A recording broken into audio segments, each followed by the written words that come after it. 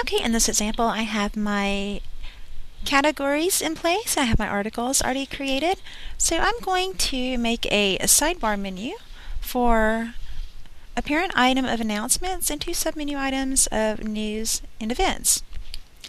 Let's get started. I am logged into the back end as an administrator, and I'm going to go to Menus, Menu Manager, and add a new menu. I'm going to title this menu item Announcements.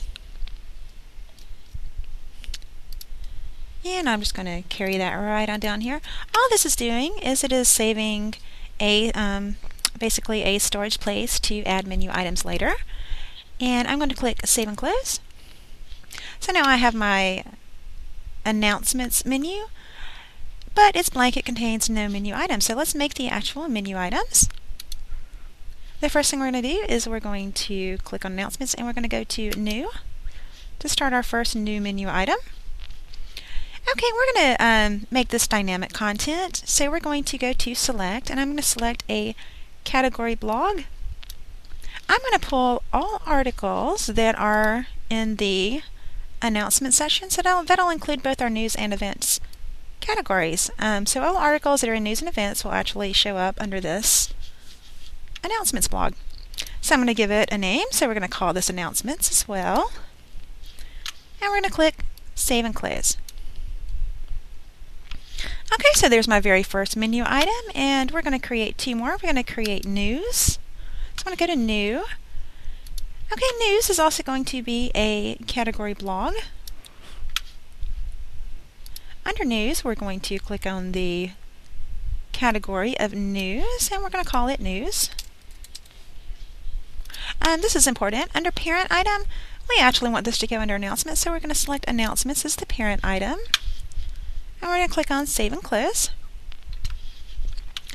And next, we're going to create our one example of static content. Let's click on New. All of our events are listed in a single article, so we're going to click on Menu Type Select, and we're going to select a single article. And under the Select Article, we're going to go over here and select. And I actually have this pre-filtered, but if you needed to filter it, you would just click right down here to Events, and there is our Events. Or I could actually search by name up here, but I'm going to click on my Events, and I'm going to give it a title of Events. And just like the last one, we want the parent item to be Announcements. And we're going to click on Save and Close. Okay, so now we have a menu with the top level announcements, which pulls all articles within news and events. So we have the news, which pulls all articles within the category of news. And we have events, which is just static content, which pulls only the article that is titled event. If we added more articles to the news, that's dynamic content, so they would actually show up automatically in this blog as well as this blog. Okay, thank you.